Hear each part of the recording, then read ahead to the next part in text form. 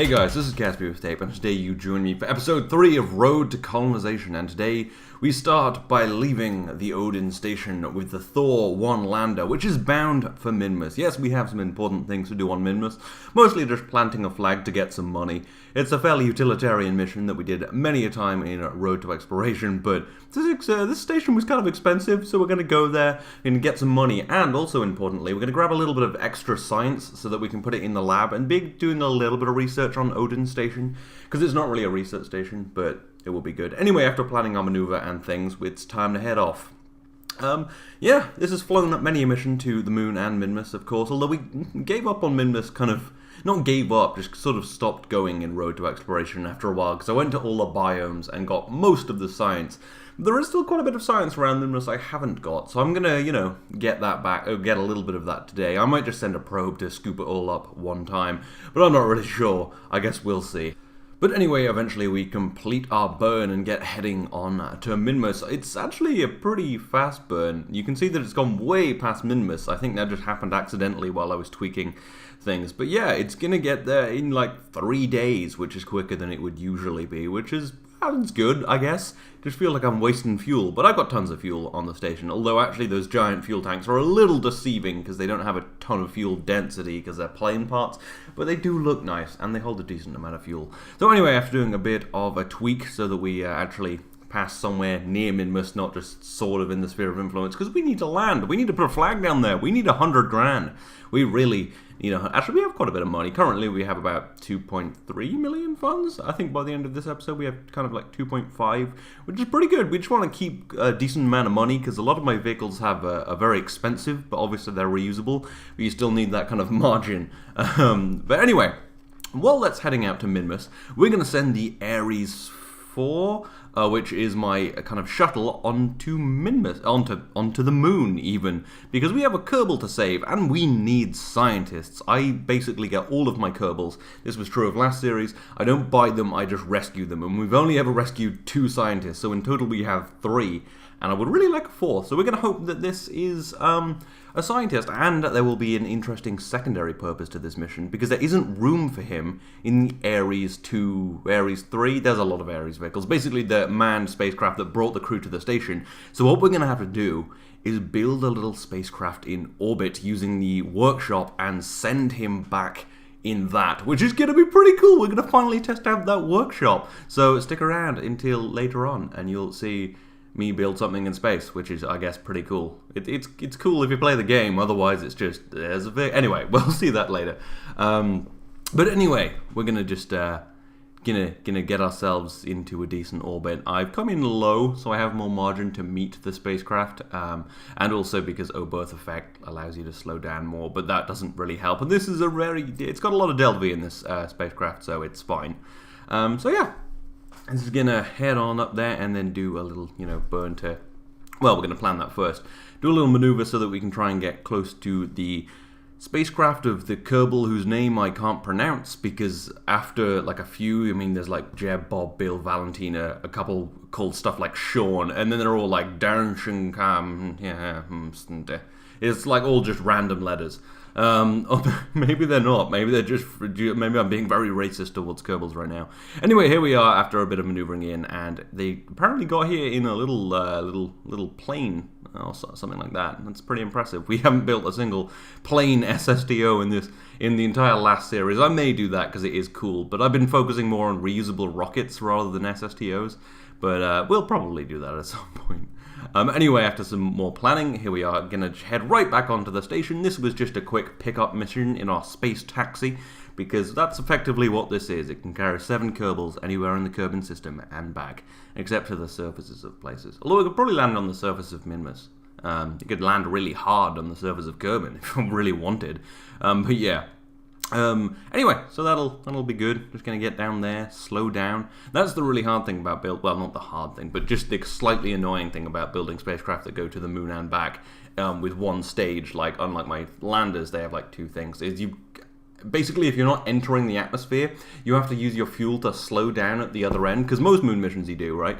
You send your thing up, you land on the moon, you come back, you decouple everything, and you just hit the atmosphere at full speed. But this has got to go back to a station, so slowing down requires about 1 kilometer per second of delta V, so yeah, it's actually non-trivial to build a decent spacecraft that can do this. Well, the real problem is when I built it, I had fairly limited launch mass capability because I was using smaller rockets. So this spacecraft only just works, really. Anyway, after doing some planning, I get my maneuver all laid in and we're going to arrive at the station. But first we've got to change an alarm clock because the Thor lander is about to get to Minmus, so we're going to enter the sphere of influence, set up an alarm clock for when it hits periapsis, and then go back to it. Yeah, a bit of a busy spacecraft. I jump around a lot, but that was pretty interesting, just kind of popped up. Anyway, a little later, we're just getting close to the station, slowly slowing down, keeping our approach within 2.1 kilometers, because then it's fairly easy to get to the station if you kind of slow down within that distance. Because then you can just sort of fly at the station. Anyway, yeah, it turns out, by the way, that the... Oh my god, Cortana, fuck off. Cortana's just like, can I help you? I'm like, no, Cortana, you can't help me. You're actually interrupting a video right now, Cortana. Anyway, what was I saying? Oh yes, the Kerbal we did save was a scientist, so now we have 4 scientists in our space program, which is fantastic, because 2 of them are at Duna. By the way, in Road to Exploration, we sent a big mission to Duna, so currently there are a bunch of Kerbals at Duna. I understand that there are some people who haven't watched Road to Exploration and are jumping in now, and I'm going to try and explain all of these things so you don't have to go back and watch 55 episodes, because as much as I'd love it if you watched 55 of my videos, you know, because I like buying things, it really doesn't matter. I'll try and clear that up. But yeah, we've got a bunch of probes heading places, we've got some Kerbals around Duna, we've got a little base on the moon, we've got some stations around the moon. We've got a station around the moon and a station around Minmus. We've got a lot of stuff. Anyway, but yes, we have another scientist now. Rather wonderful. Which is going to dock to the station. And at some point, as I said last episode, I would like to rearrange this. So what I might do is use that little workshop over there. As I've explained, you can use that to build stuff in orbit, which we will be doing later. And I'm going to build a little tug and rearrange it a little bit. I want to put the workshop on the end of one of the fuel tanks, maybe relocate one of the fuel tanks or something like that. I'm not entirely sure yet, but I guess we'll see. Anywho, here we are at Minmus, just getting on down here. Slowing down with just 2 Kerbals. We could have brought 3, but we didn't really need a scientist, and we only had 1 scientist at the time.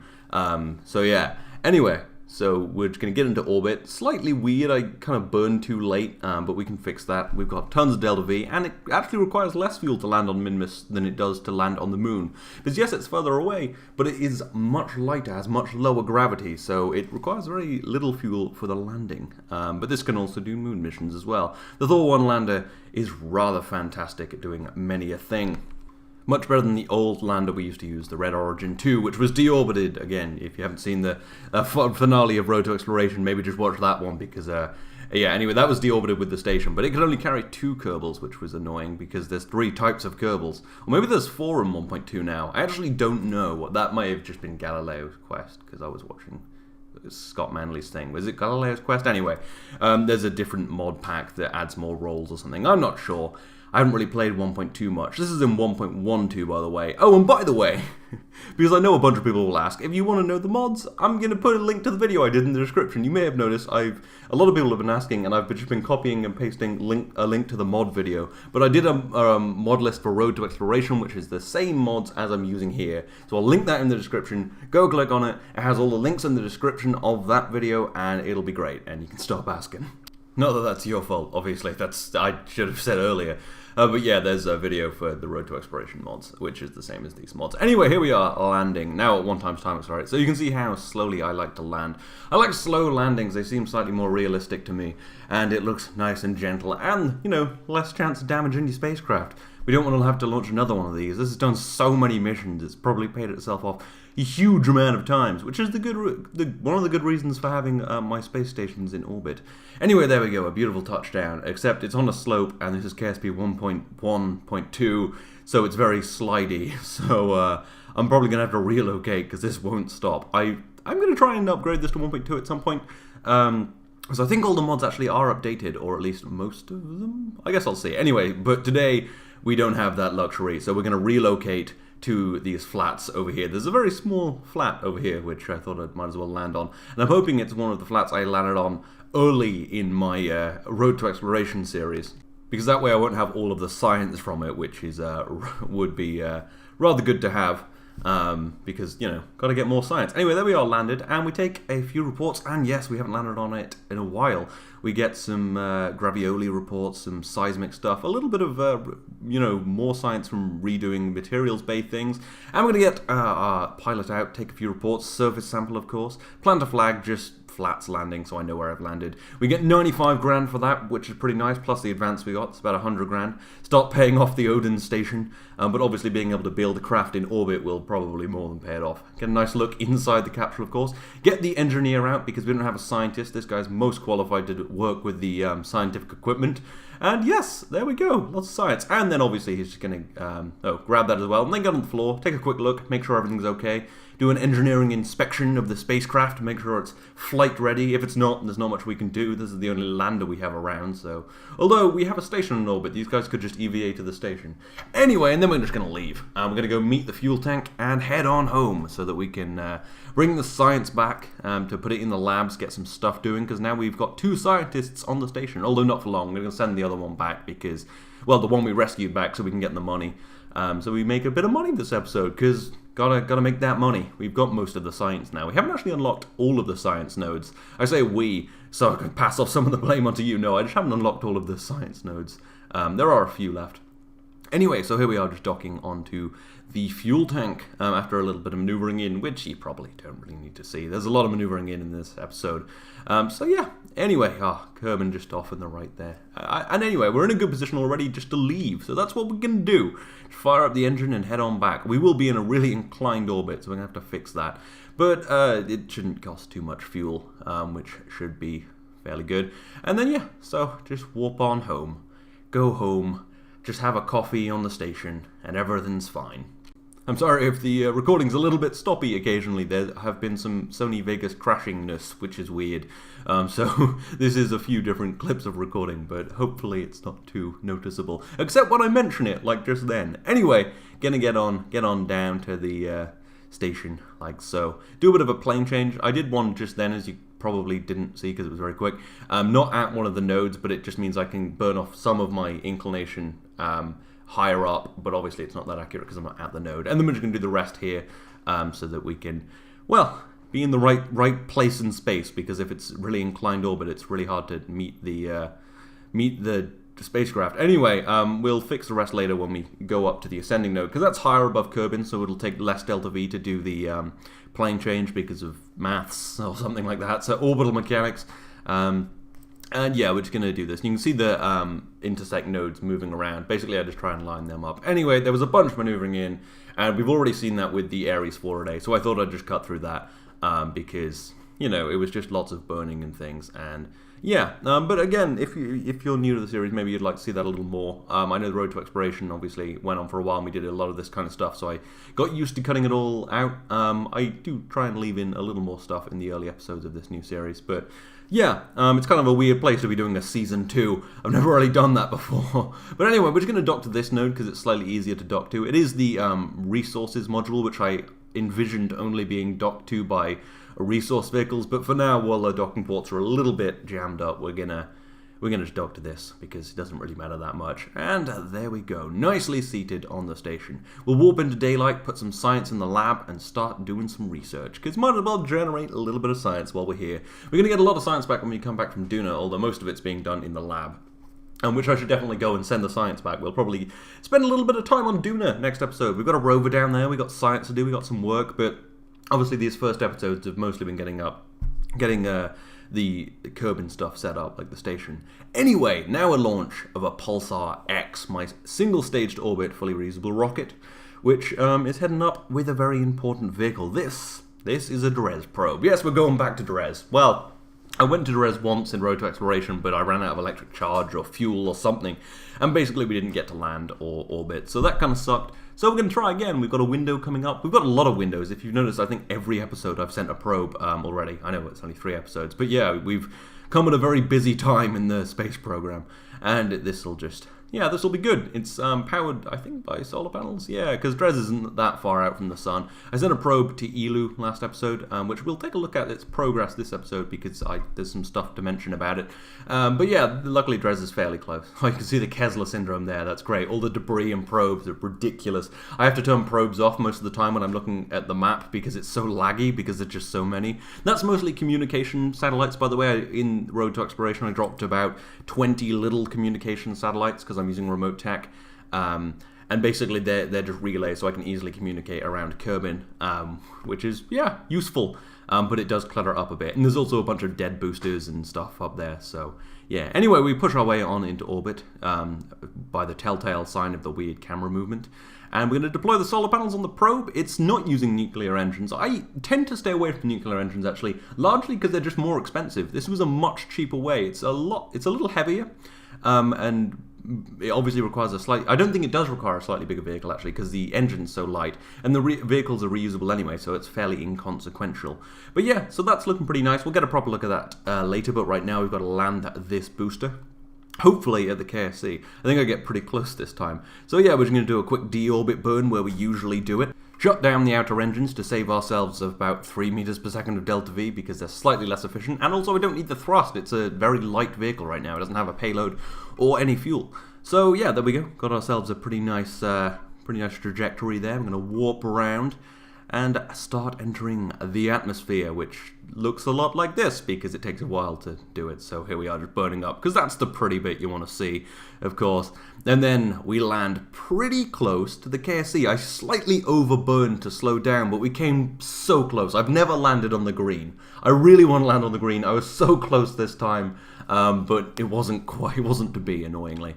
But it does land. It tips over, but it's fine. The parachute slow it down, and we recover it for a huge portion of the money we spent on it.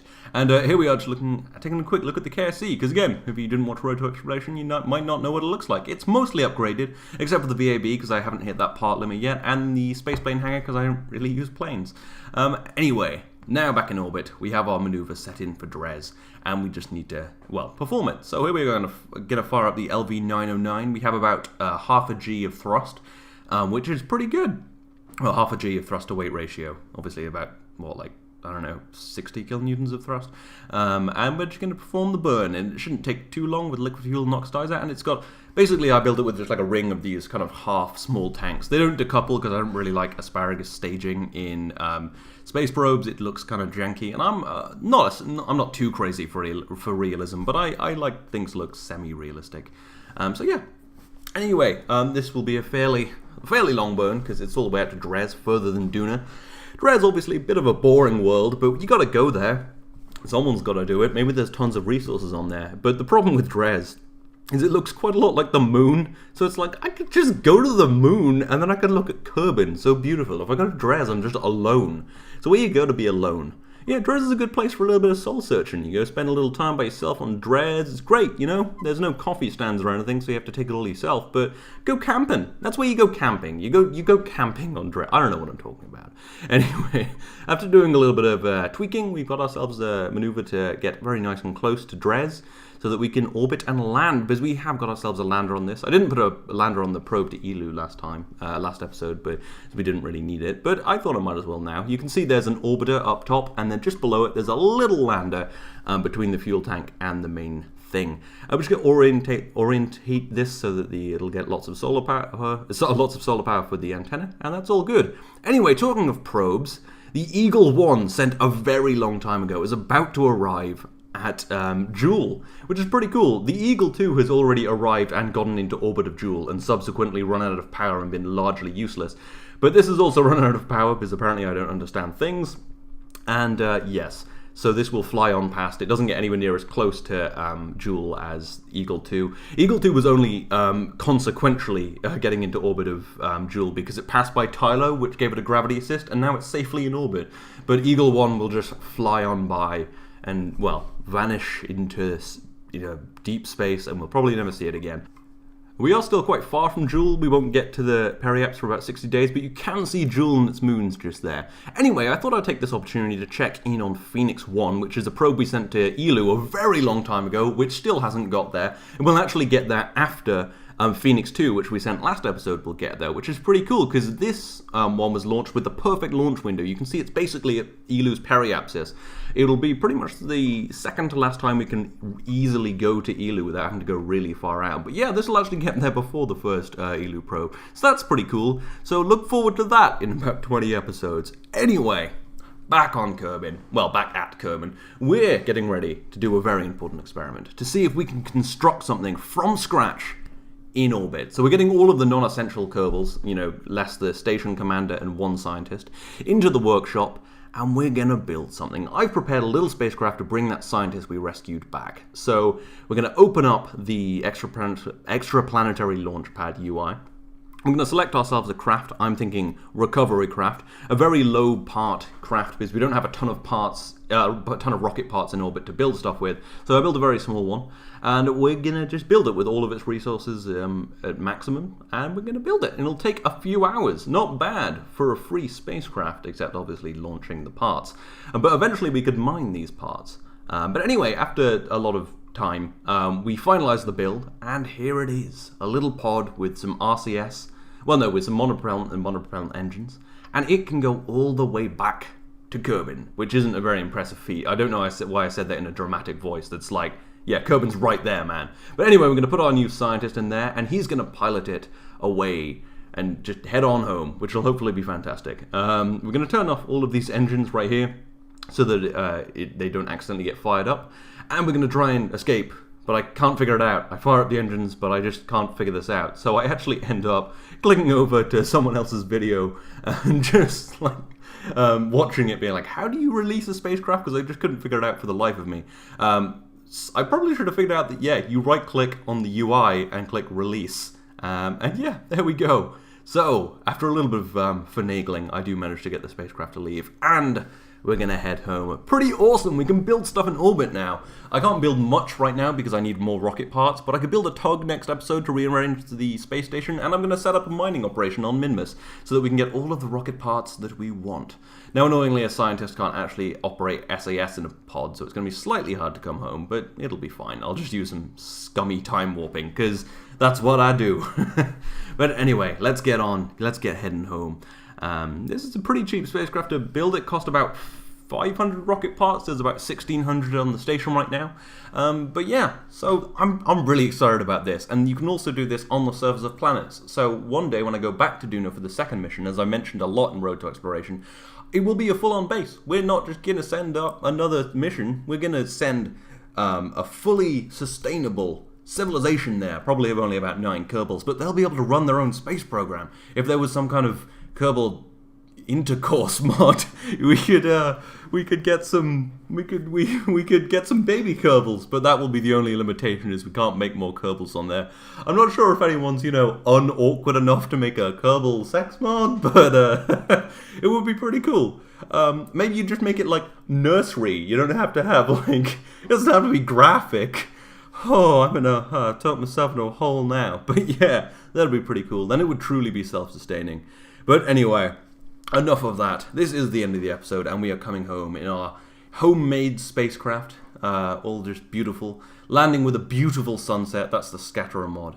And splashing down on the ocean in a few seconds. I preemptively said that. That was foolish of me. Oh god. And splashing down on the ocean rather beautifully. Anyway, let's recover that and say that this is the end of the episode, because it is. That's everything. And if you want to go check out a couple more videos, there is a video I did a few days ago, my second episode of Prison Architect, where someone gets murdered. Oh my god, who could it be? I don't know. Anyway, and there's also a subscriber designs thing I did with the biggest plane ever, which it's massive, and I shoot it down with F-16s, which is just fantastic. But yeah, there's also links to my Twitter, Twitch, and Patreon in the description, and today a link to the mod list for this series. But yeah, as always, I hope you've enjoyed this. This has been Casper with Tape. I'll see you next time.